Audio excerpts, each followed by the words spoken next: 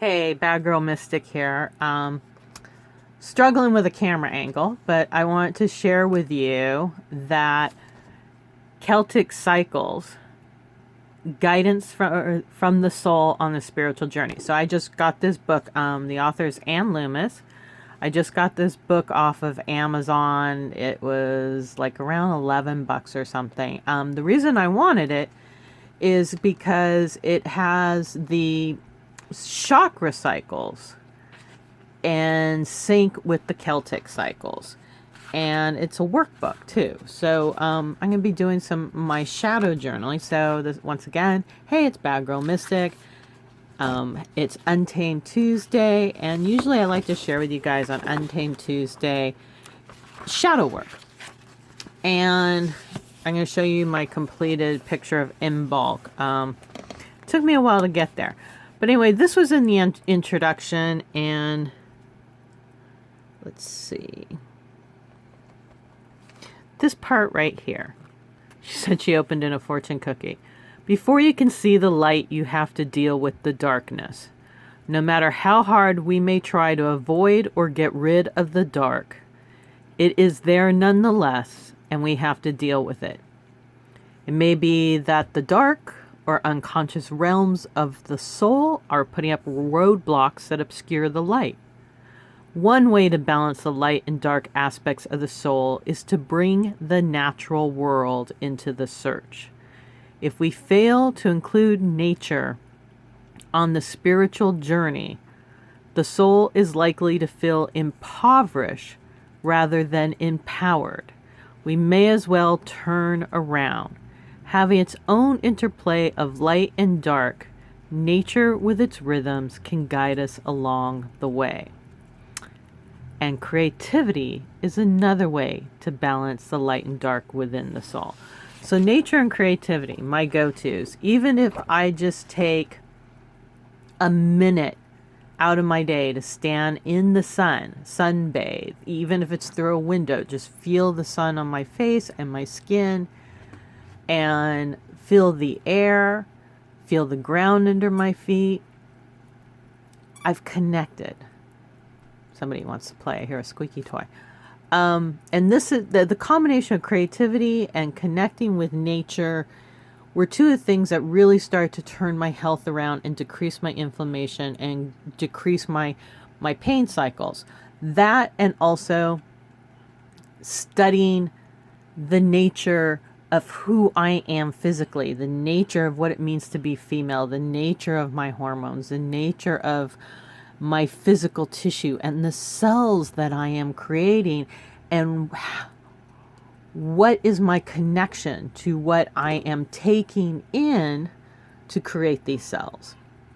What is lingering, also known as a shadow, that I find resistance to taking care of myself. I find resistance to believing that what I do makes a difference. So when we're dealing with trauma, especially early childhood trauma, issues come up around money and love. We can only take in the amount of money, the amount of love that we feel we deserve. If we feel undeserving of success, if we feel undeserving of love, love right there in action. Then fuck, right? Fuck. For a long time, I believed I would never get married. I never wanted to have children. I was afraid of love. I was afraid I was too fucked up and damaged to love. And then I started doing this deeper work on values and belief systems and connecting it to what is physically happening to me, getting down and really knowing what is my home, what's in my environment, what is the physical home that I'm moving around in, how am I contributing to the creation of my physical self. Darla, please. So, root chakra work, right? In bulk is all about root chakra, and in particular, that's where my focus has been. And the universe is like engaging me with it. I just found out that two friends of mine, one that I met like in 7th grade, and he was my first boyfriend, and another friend of mine from my 20s, I've just found out, have passed on, crossed over.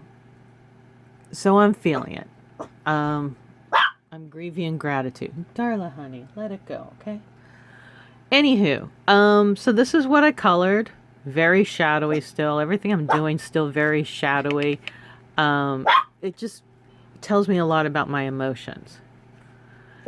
Been practicing playing with a little bit of white, just squiggle lines. I want to see how the Posco's markers work that I got. Posco. Anywho, see if I can find one.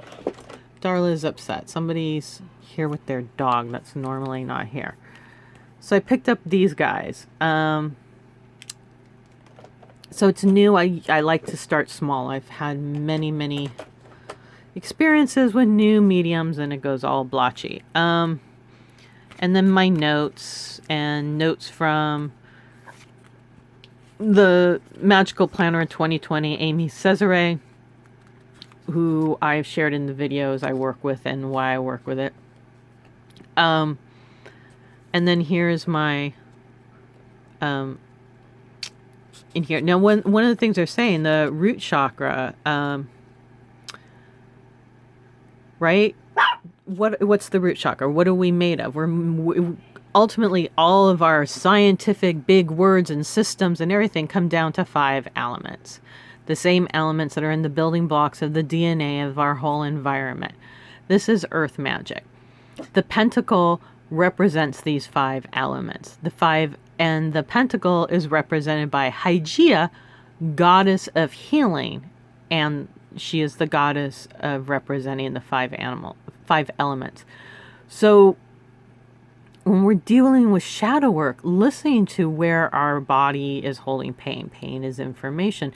It's a wonderful way to start moving our foundation, getting in the roots. So you can kind of see where I blend, and I throw in a lot of gold glitter just because I think if I'm working with magic, it should glitter and be glittery. And I just hit the light again. Darn it. So anyway, and then there's my notes, balance light and dark, my notes on the pentacle, and that it represents the power that we can build. That's it. I wanted this to be shorter, but it's not. Oh well. So next, moving on to the storm moon. A little late. It's all good. And then we also have for this couple past weeks, not this page, like a card page and a mushroom page. So those will be fun. And yeah, I'm gonna dive deeper in this, do some shadow work. I did a 3-card pull for M bulk that was very interesting, and I scattered my notes through my book of shadows, and I'll let you know how it's going tomorrow for WIP. All right, I hope you have a beautiful day. Peace out. You see my shadows.